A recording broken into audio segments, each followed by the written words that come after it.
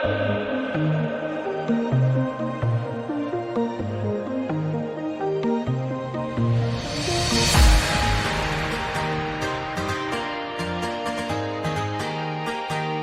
हो बच्चों?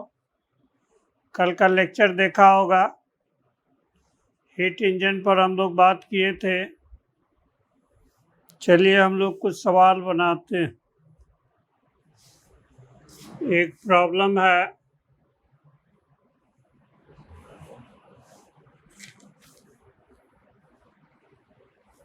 इधर हम लोग भी है मीटर क्यूब में, इधर प्रेशर न्यूटन पर मीटर स्क्वायर में।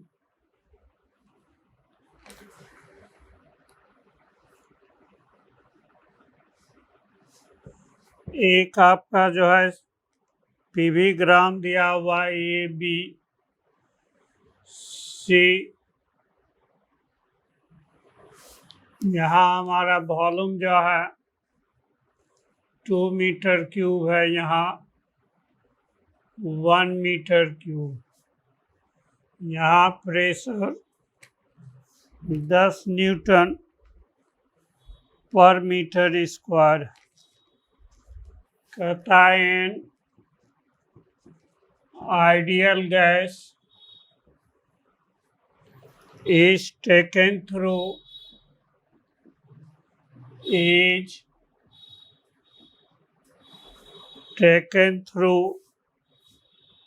the cycle A to B, B to C, C to E, as shown in graph. If the net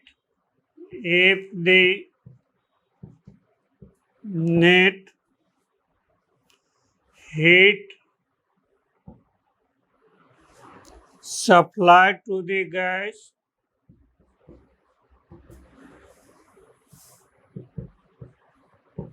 gas is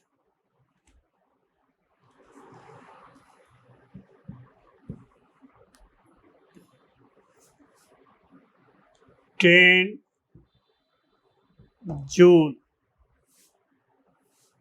Calculate work done in C2A process. एक बार mobile को जो है of कर दो और पहले अपने से ट्राई करो। यहाँ देखिए जो है ये हमारा जो है ग्राफ इज आपका क्लोज्ड है सिंस डेल्टा यू 0। ए से हमारा सिस्टम शुरू किया, पुनः हमारा ए पर ही आ गया। इसका मतलब हमारा जो है delta U change in internal energy कितना होगा? अकॉर्डिंग टू फर्स्ट लॉ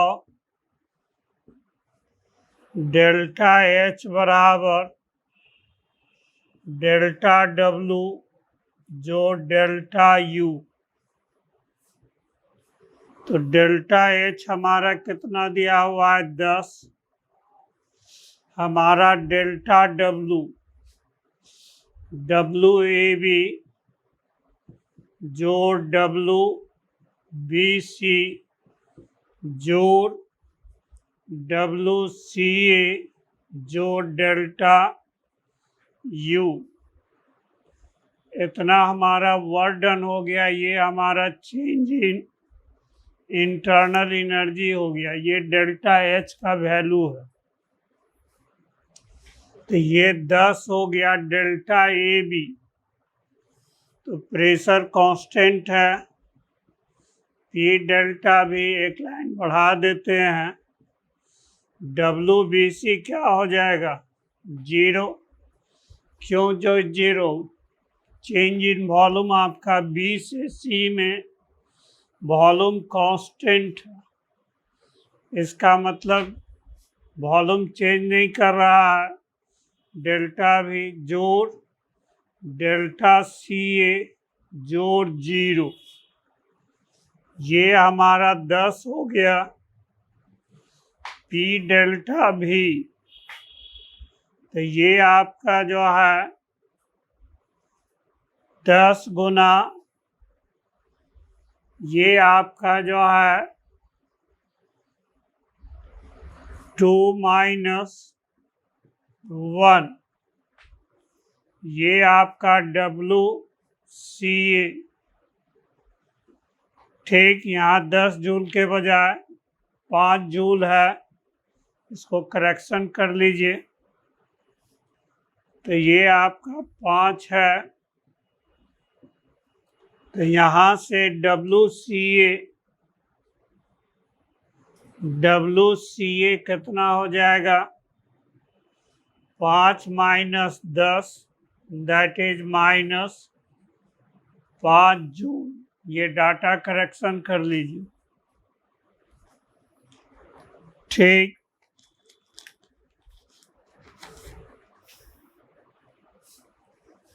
फिर देखिए जो है इस सवाल को फिर समझा देते हैं। एक आइडियल गैस लिया गया है जिसको हम लोग जो है ए से बी, बी से सी, सी से ए लिया गया। नेट हीट सप्लाइड जो है टू द गैस ये 5 जूल है।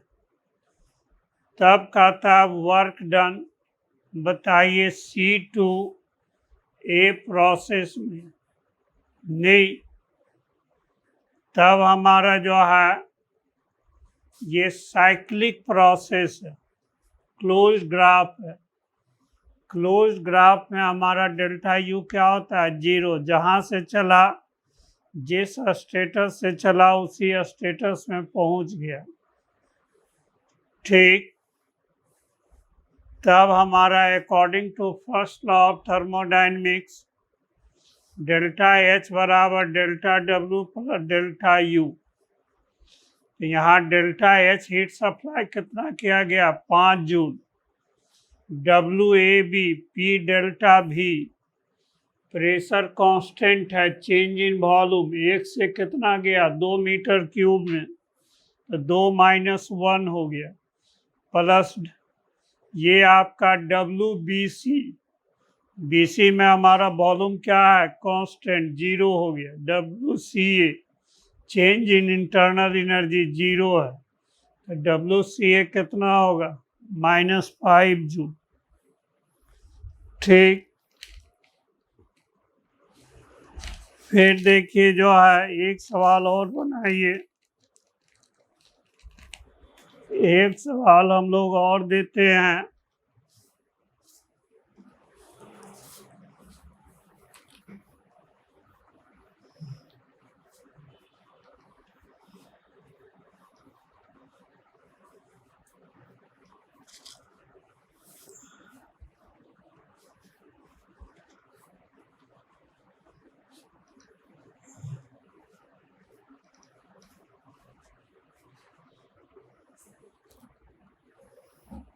एक देखिए जो है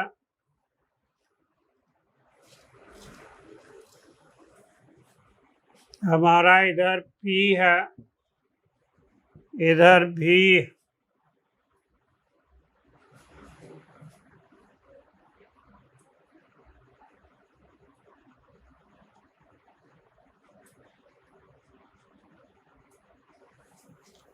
हमारा जो है 2 पॉइंट है A और B। इस रास्ते को 1 प्रोसेस कहे, इसको हम लोग 2 दूसरा रास्ता किए। तो इसमें देखिए कहता है ए system goes from A to B by two different paths, one and two, as shown in figure. Heat given to the system, heat given to the system 1 is 1100 joule. Work done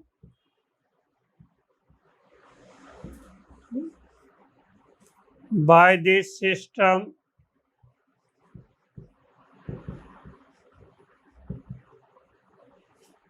along path 1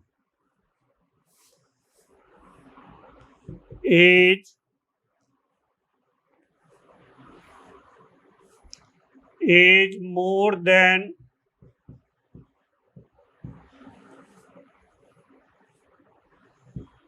path 2 by 150 joule. तो calculate heat exchange in path 2. कहता है gaseous system में जो है ए से B point पर गया to different paths. एक पाथ का नाम 1 कहा, दूसरे पाथ को 2 कहा। ठीक, 1 पाथ में हीट सप्लाइड जो है 1100 जूल है। दूसरा कंडीशन दिया है कि पाथ 1 में जो वर्क डन है वो ज़्यादा है, कितना से? पाथ 2 के वर्क डन से 150 जूल ज़्यादा। तब कहते हैं ए से बी जाने में कितना हीट सप्लाई होगा। तो जाहिर है कि ए से बी, तो यदि हम लोग ऑब्जेक्टिव बनाएंगे कम से कम समय में, तो ए से बी दोनों का हमारा जो है इनिशियल पॉइंट और फाइनल पॉइंट सेम है। इसका मतलब दोनों में डेल्टा यू कांस्टेंट। इसमें हमारा जो है according to first law of thermodynamics जितना हीट सप्लाई इसमें होगा उससे 150 जूल कम होगा। तो सीधे 1100 में 150 हम लोग घटा देंगे तो कितना होगा? 950 जूल। भरवली हमको बनाना होगा तो ऐसे बना देंगे। तो ये हमारा डेल्टा एच बराबर डेल्टा डब्लू जो डेल्टा यू, इसे हम लोग मैथमेटिकली बनावे इन पाथ 1, ये 1100 जूल है। डेल्टा डब्लू जो डेल्टा यू, फॉर आपका जो है पाथ 2 के लिए ये डेल्टा एच हो गया। डेल्टा डब्लू में क्या कह रहा है? 150 कम है। डेल्टा यू दोनों में सेम है, क्योंकि इनिशियल पॉइंट फाइनल पॉइंट। यहाँ जो डेल्टा यू है ये हमारा क्या है, कांस्टेंट। तब देखिए जो है यहाँ से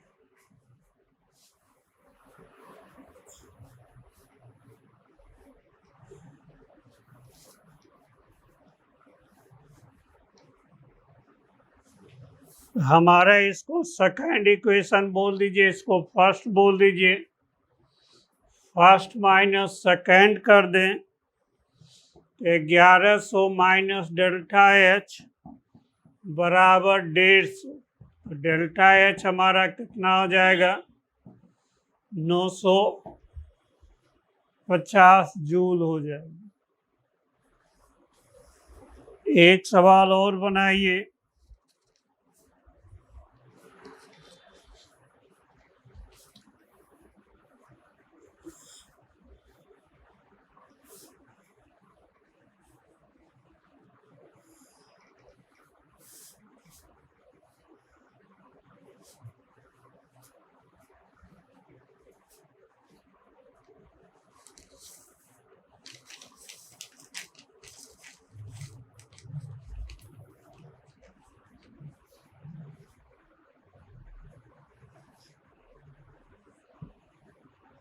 एक हमारा P है, ये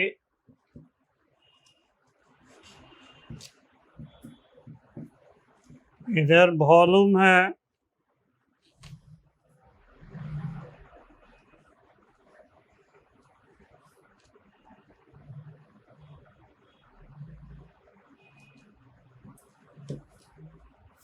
ये हमारा पाथ 1 है, ये पाथ 2 है।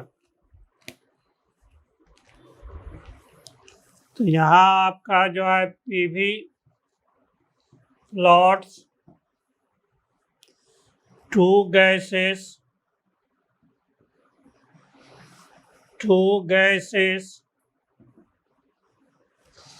during adiabatic process are shown in the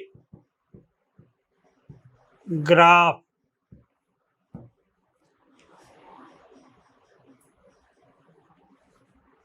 Plots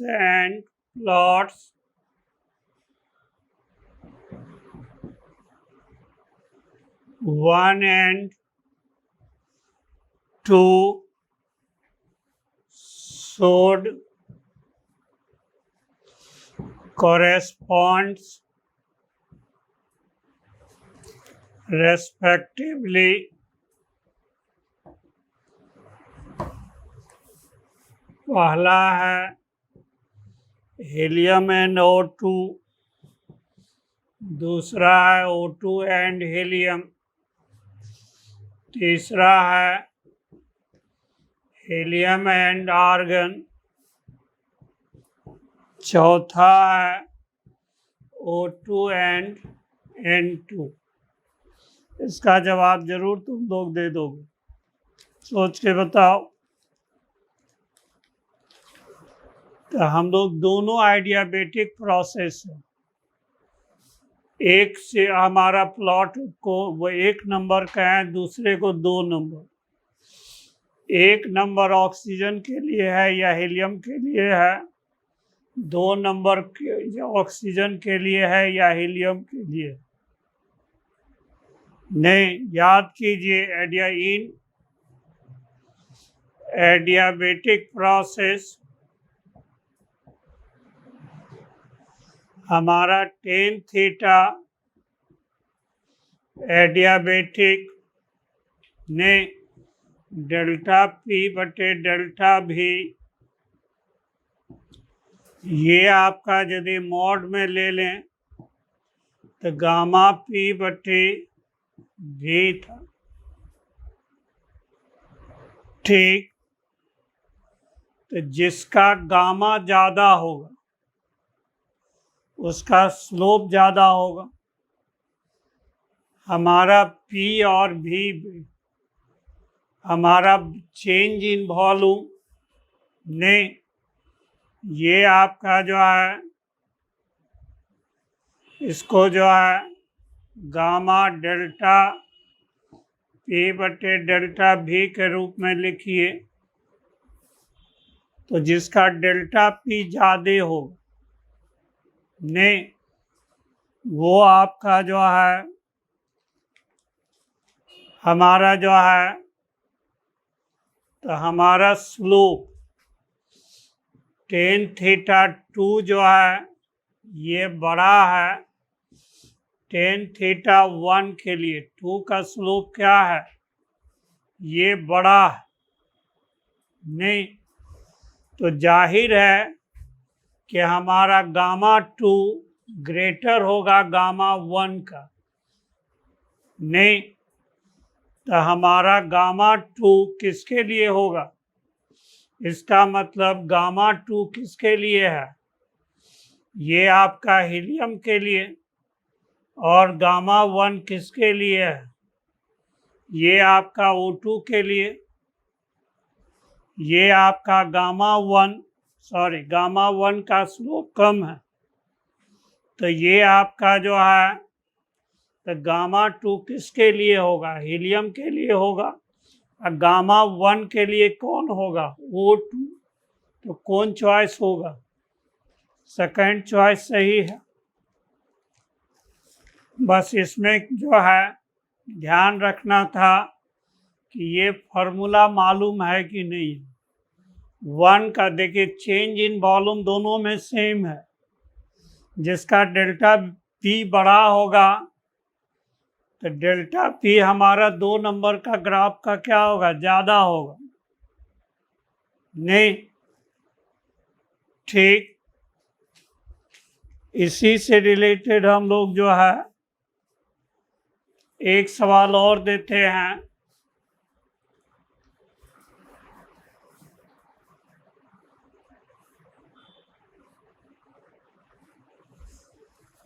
graph वही रखते हैं नहीं, ग्राफ हम लोग वही रखते हैं। इन shown graph one path represents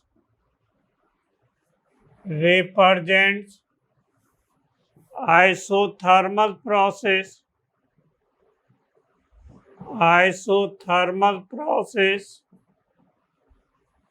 and आपका जो है अदर पाथ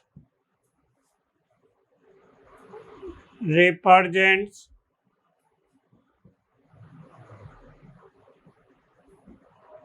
adiabatic process। तो which one is correct? One is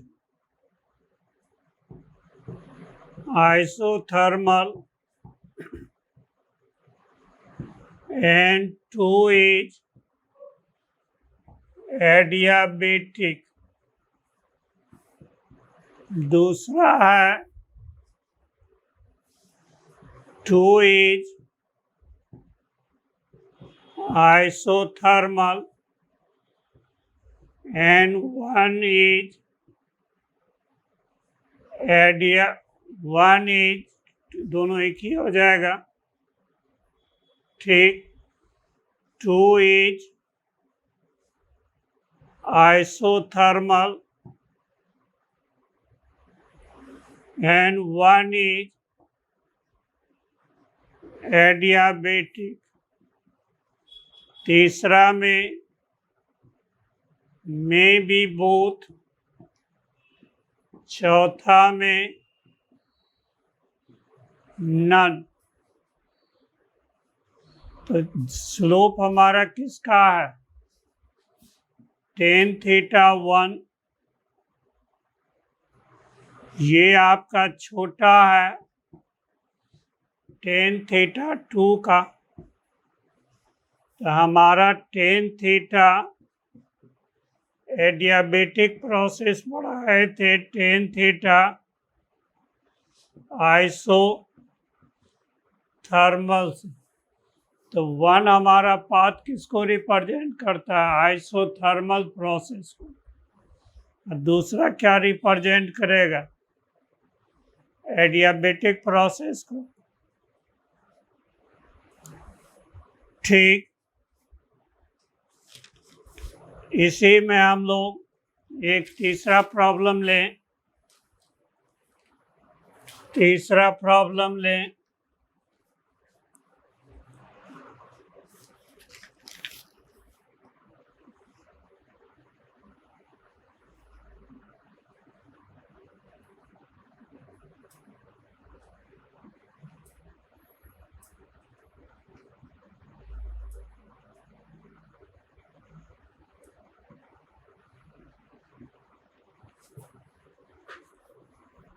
In shown graph, in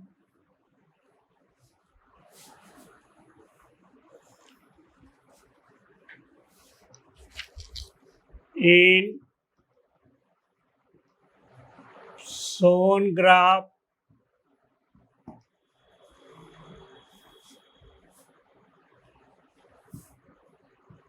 OA represents adiabatic and OB represents isothermal. दूसरा है चॉइस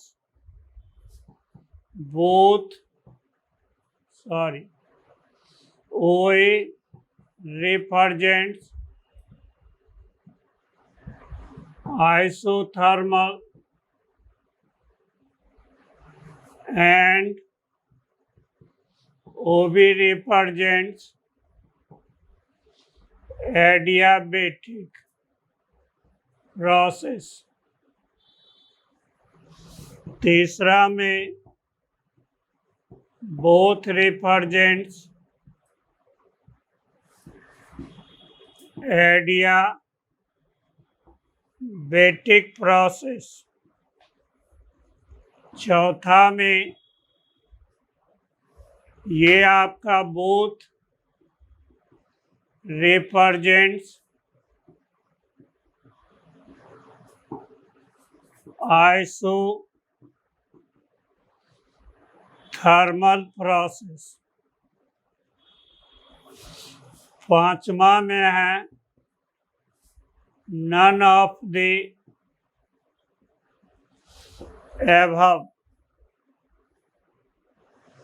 पहला चॉइस आपको बहुत अच्छा खिलाएगा, लगेगा कि इसका स्लोप चेंज इन प्रेशर ज़्यादा है इन रेस्पेक्ट टू पी। तो ये हमारा जो है पहला चॉइस सही हो, लेकिन ध्यान रहे ये हमारा नन ऑफ द एबव। क्यों? इसमें प्रेशर के साथ साथ वॉल्यूम भी बढ़ रहा नहीं। ना तो ये एडियाबेटिक प्रोसेस में होता है, ना ही ये आइसोथर्मल प्रोसेस में होता है। दोनों में हमारा प्रेशर बढ़ेगा तो वॉल्यूम घटेगा। इसमें हमारा क्या दिखा रहा है ग्राफ कि प्रेशर के साथ साथ वॉल्यूम में बढ़ रहा है। ये ग्राफ जो है किसी भी गैस के लिए संभव नहीं है। ये हमारा जो है ने गच्चा खिलाने में ये आपका जो है क्वेश्चन बहुत अच्छा है ने। ठीक, चलिए एक सवाल और बनाइए।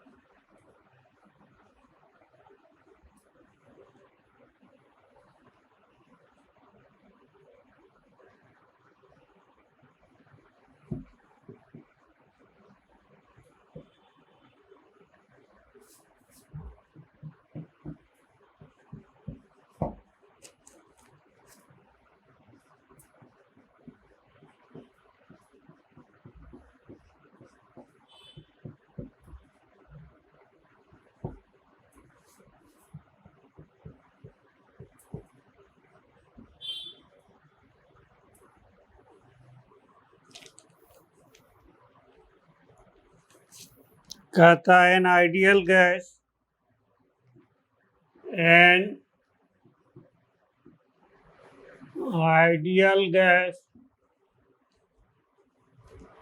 is taken round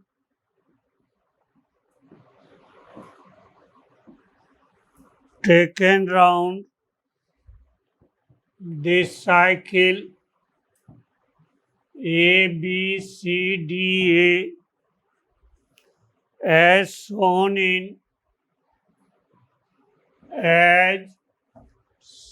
in figure. Work done during the one cycle. पहला चॉइस है पी भी, दूसरा चॉइस है 2p भी, तीसरा चॉइस है हाफ p भी, चौथा चॉइस है 0। ठीक, तब देखिए जो है ये बहुत आसान क्वेश्चन है। सिर्फ ये चॉइस में हम लोग को 0 परेशान कर सकता है। नहीं, मैकेनिक्स का फंडा हो, यदि एक साइक्लिक प्रोसेस हो जाता है तो नेट डिस्प्लेसमेंट 0 होता है। यहाँ भी कभी कभी वही फंडा हम लोग का दिमाग पर चढ़ जाता है तो हम लोग 0 चॉइस में टिक मार के चले आते हैं, लेकिन ये नेट डिस्प्लेसमेंट का फंडा नहीं। यहाँ पर हमारा work done, net work done, तो WAB जो WBC जो WCA CD जो WDA। हालांकि इतना लंबा प्रोसेस हम लोग नहीं करेंगे एग्जाम में, कॉन्सेप्ट के लिए हम लोग बात कर रहे हैं इसीलिए कि थोड़ा लंबा हो रहा है, अन्यथा एग्जाम में हम लोग इतना लंबा नहीं करेंगे। WAB क्या होगा? 0, चूँकि इसमें चेंज इन वॉल्यूम हमारा 0। W आपका BC, तो प्रेशर कांस्टेंट है, चेंज इन वॉल्यूम कितना है? 2V minus V। WCD 0 है। WDA प्रेशर कितना है?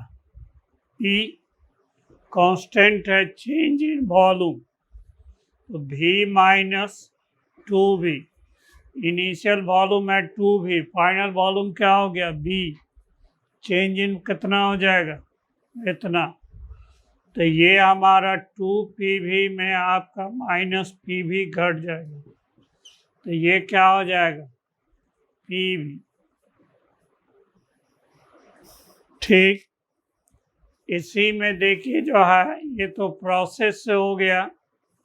रेडीमेड हम लोग जो है 20-30 सेकंड में ये सवाल कैसे बनाएंगे। तो यहाँ ध्यान रखिए, जब क्लोज ग्राफ हो और आपका जो है ये क्लोज ग्राफ के लिए नेटवर्क डन, ये हमारा एरिया ऑफ क्लोज ग्राफ के बराबर होता है। नहीं, ठीक, तो ये हमारा जो है एरिया ये एरिया कितना क्लोज ग्राफ का हो जाएगा? तो ये हमारा 2P माइनस P, ये हमारा 2V माइनस V, तो ये हमारा क्या हो जाएगा? PV। खाली इतना ध्यान रखिएगा, निगेटिव पॉजिटिव का फंडा क्या होगा? If graph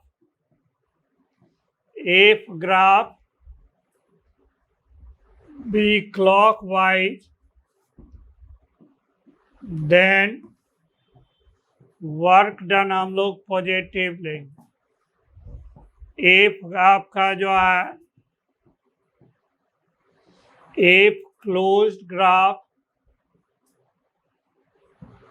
be anti clockwise,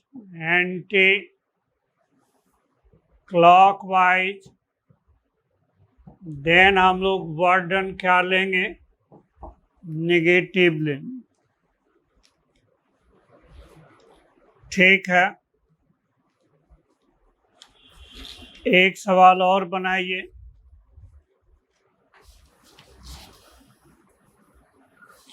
इस फंडा को जो है आप ध्यान में रखिएगा।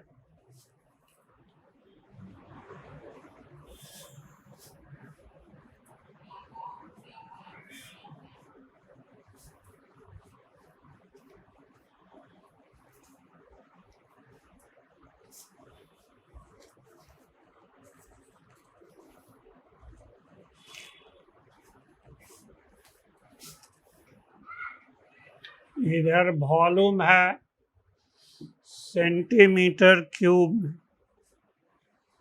इधर हमारा प्रेशर है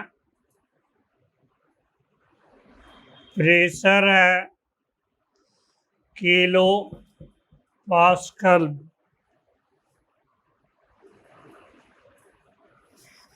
एक ग्राफ जो है ये सर्किल है,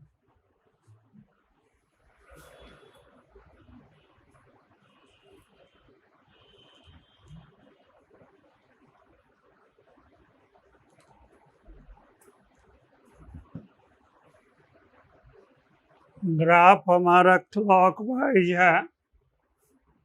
यहाँ 500 है, यहाँ 300, यहाँ 400 है, यहाँ 600। इसमें कहता है calculate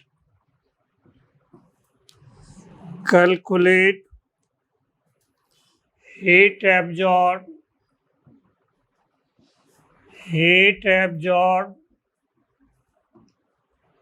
by the system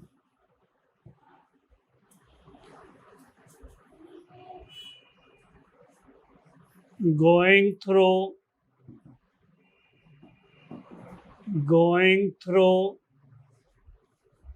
one cycle.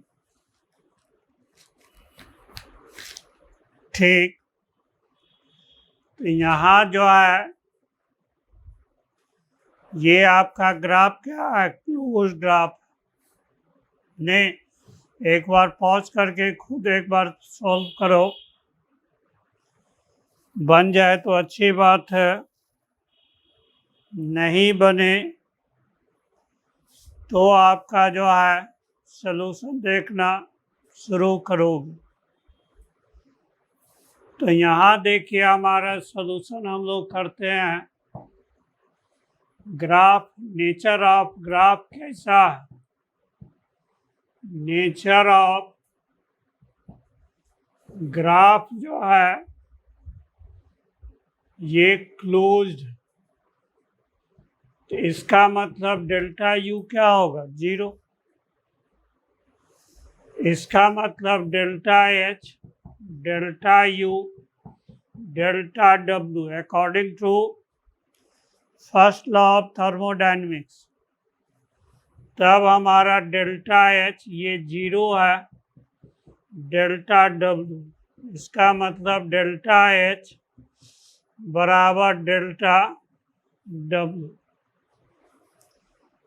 तो ग्राफ हमारा क्लोज है, तो वर्क डन हमारा कितना होगा, डेल्टा डब्ल्यू। इसका जो एरिया होगा, एरिया हमारा क्या होगा, पाई d1 इंटू d2/4। सर्किल का एरिया पाई r स्क्वायर होता है, यहाँ डायमीटर के रूप में लिए हैं, तो d1 इंटू d2/4। यहाँ हमारा D1 एक हो गया डायमीटर along वॉल्यूम एक्सिस, और दूसरा हमारा D2 क्या हो गया, डायमीटर along प्रेशर एक्सिस। नहीं, दोनों हम लोग वॉल्यूम में ले लेंगे तो वॉल्यूम का स्क्वायर हो जाएगा, दोनों प्रेशर ही ले लेंगे तो प्रेशर का स्क्वायर हो जाएगा, तो वर्डन नहीं होगा। इसको ध्यान में रखना। एक डायमीटर हम लोग किसके अलोंग लेना है, प्रेशर के अलोंग लेना है। दूसरा डायमीटर किसके अलोंग लेना है, वॉल्यूम के अलोंग लेना है। ठीक,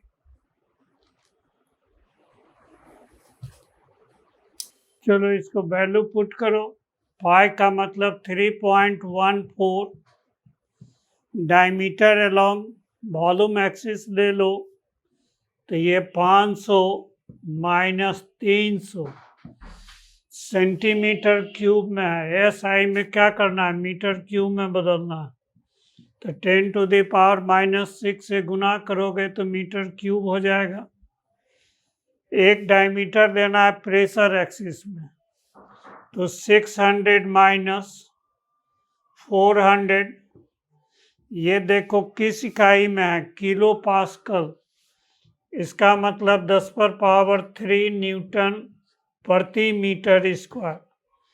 ये कट जाएगा, 1 मीटर बचेगा, तो ये अब बटे 4, तो ये हमारा 3.14 गुना 200 गुना 10⁻6 गुना 200 10⁻³ -6 को काटो, 3 2 5 0, 1 0 इसके साथ ले लो, कट जाएगा, बटे 4, तो ये हमारा 31.4 न्यूटन मीटर हो जाएगा। इसी आपका 31.4 न्यूटन मीटर को क्या कहेंगे, जूल। यही हमारा W बराबर H होगा, net heat transfer to the system. कोई ऑब्जेक्शन नहीं होना चाहिए, चूँकि साइक्लिक मेथड है तो डेल्टा U 0 है, डेल्टा U 0 होगा तो H बराबर क्या होगा, W। ठीक, चलिए, रेफ्रिजरेटर। रेफ्रिजरेटर का जो फंडा है, प्रिंसिपल ऑफ रेफ्रिजरेटर जो है, principle of refrigerator is reverse of principle of heat engine। Heat engine का जो प्रिंसिपल है उसका ये क्या है, रिवर्स। तो याद कीजिए, ये हमारा जो है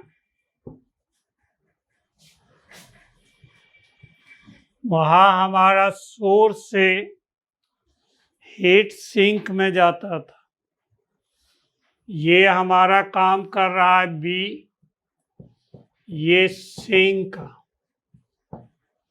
सिंक यहाँ क्या है, इनसाइड पार्ट है ऑफ रेफ्रिजरेटर का। ये हमारा ये क्या है, एटमॉस्फेयर है, इसका टेम्परेचर T1 और इसका टेम्परेचर T2। यहाँ T1 है T2 से बड़ा। इसमें हम लोग क्या करते हैं, वर्क करते हैं रेफ्रिजरेटर पर, तब रेफ्रिजरेटर से हीट W वर्क करते हैं, तो रेफ्रिजरेटर से हीट जो है Q2 निकल के यहाँ एटमॉस्फेयर, जो कि हमारा किसका काम कर रहा है, सोर्स का या रिजर्वायर ए का, तब इसमें हम लोग क्या है, ये Q1 हीट, ये Q1 किसके बराबर होगा, Q2 प्लस W, ये दोनों मिल के फिर किस में जाएगा, एटमॉस्फेयर में जाएगा। इसीलिए गर्मी के दिन में कोई भी आदमी रेफ्रिजरेटर को अपने रूम में रखना पसंद नहीं करता है, जबकि जाड़ा में पसंद करेगा, क्योंकि गर्मी में ऐसे ही खुद गर्मी रहता है, ऊपर से रेफ्रिजरेटर का हीट जो है रूम में आएगा तो रूम का टेम्परेचर क्या होगा, पहले से और बढ़ जाएगा। इसीलिए कि रेफ्रिजरेटर का पोजीशन हम लोग कहाँ रखते हैं, ओपन जगह में, जनरली हम लोग बरामदा में रखते हैं, जहाँ की स्लीपिंग आपका जो है पर्पस के लिए यूज नहीं होता। तो हम लोग जो है सेकेंड लॉ ऑफ रेफ्रिजरेटर में हम लोग बात किए थे कि आपका हीट का ट्रांसफर लो टेम्परेचर से हाई टेम्परेचर नहीं होगा। यदि आपको लो टेम्परेचर से हाई टेम्परेचर हीट का ट्रांसफ़र करना है तो you have to do work, आपको काम करना पड़ेगा। बिना काम किए लो टेम्परेचर से हीट का ट्रांसफ़र हाई टेम्परेचर में कभी नहीं होगा। तो रेफ्रिजरेटर के अंदर क्या रहता है, ठंडा रहता है, कम टेम्परेचर रहता है, एटमॉस्फेयर में ये हीट फेंकते रहता है। उसके लिए देखिए हम लोग पीछे फैन लगा हुआ रहता है, जिसको कंप्रेसर कहते हैं, हम लोग वर्क उसी के माध्यम। फ्रिज के अंदर देखिएगा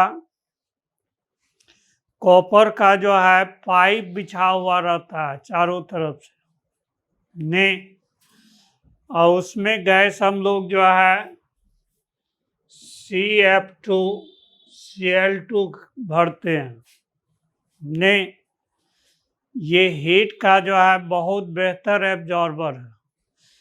तो हम लोग जो है क्या करते हैं, इस गैस को सर्कुलेट करके इस गैस को जो है कंप्रेसर के सामने से गुजारते हैं। तो ये आपका गैस जो है हीट एब्जॉर्ब करता है, कंप्रेसर के पास जाता है, तो वहाँ से क्या करता है, फैन के माध्यम से हीट को बाहर कर देता है। फ्रिज खराब होने में कभी कभी कहता है कि कंप्रेसर का जो है गैस लीक कर गया, मतलब गैस लीक कर गया तो ये हो गया कि हीट एब्जॉर्बर का जो है काम करता है, गैस वो काम नहीं करता। लाइन कट गया तो हमारा फैन कंप्रेसर काम नहीं करता है, वर्क डन जीरो हो जाता है।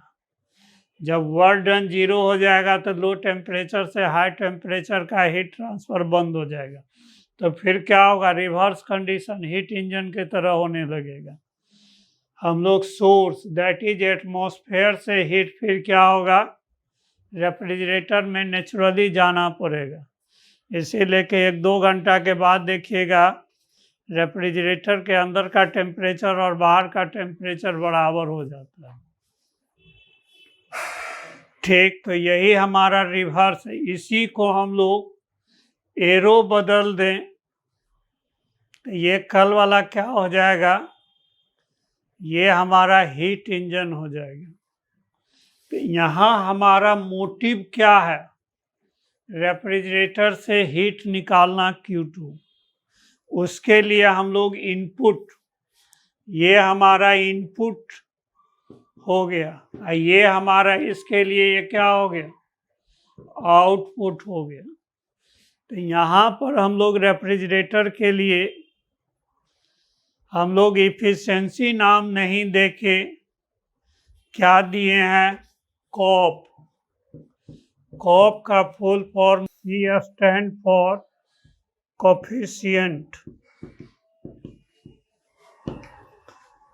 Coefficient of performance. यहाँ हम लोग एफिशिएंसी नाम नहीं देके क्या दिए हैं, कॉप।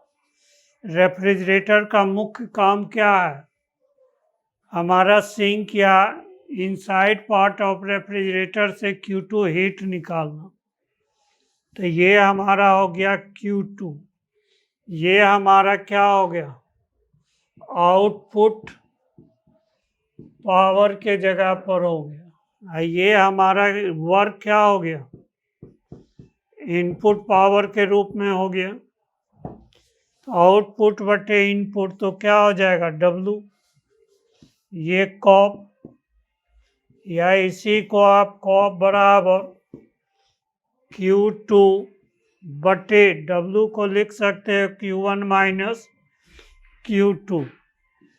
हीट का क्या होता है, टेम्परेचर का समानुपाती, तो Q2 के जगह क्या लिख सकते हो, T2। अब बटे T1 minus T2।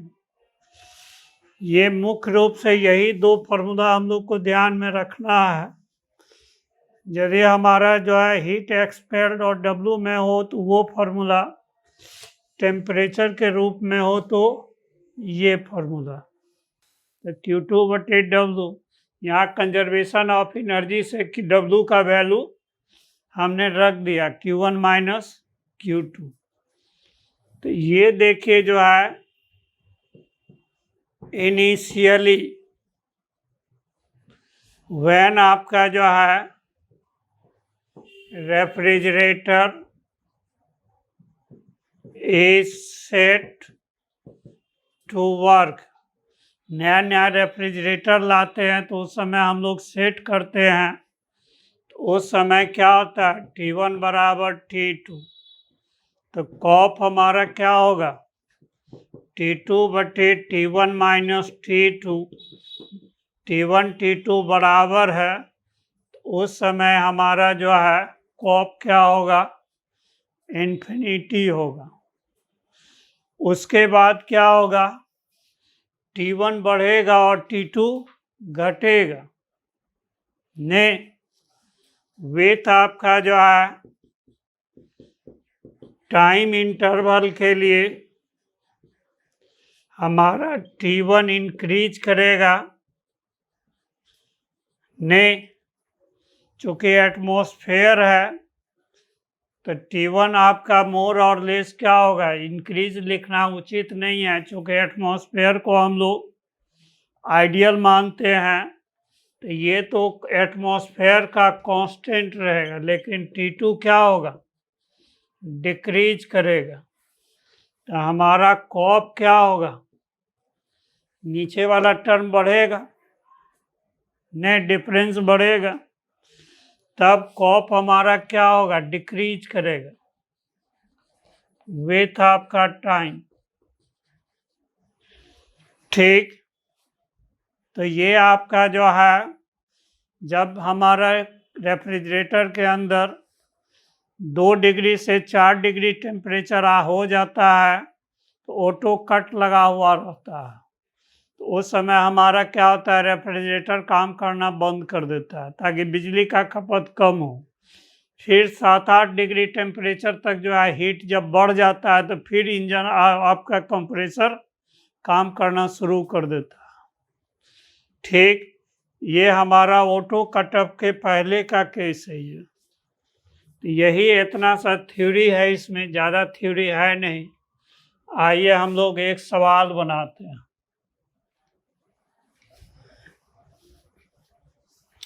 A refrigerator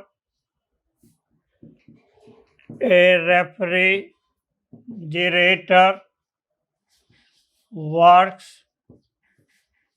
between 27 degree C and 0 degree C. Calculate COP if 100 calorie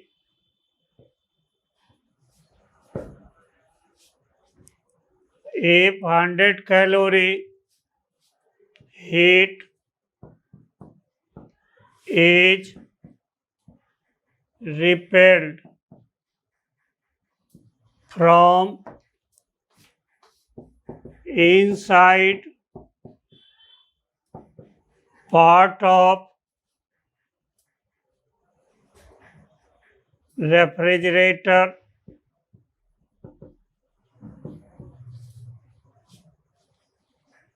then calculate wattage, या इसी को हम लोग power of refrigerator, also calculate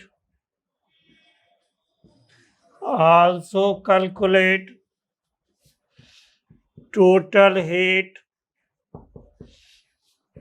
transferred per second in atmosphere. एक ही सवाल में हमने सारा इंफॉर्मेशन डाल दिया।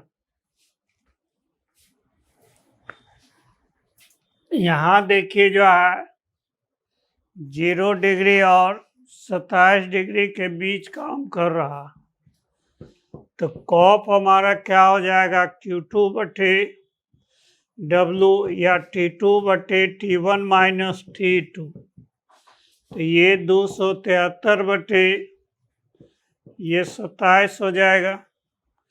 डिफरेंस इन टेम्परेचर केल्विन और सेल्सियस में जो है ये हमारा 10.1 हो जाएगा, तो ये हमारा 10.1 हो गया। Q2 कितना दिया हुआ, 100 कैलोरी, 100 गुना 4.2 जूल बटे W, तो यहाँ से आपका W निकल जाएगा, तो ये आपका 100 गुना 4.2 बटे 10.1 ये जूल पर सेकेंड हो जाएगा, तो ये अप्रॉक्सीमेटली आपका जो है 42 वाट हो जाएगा।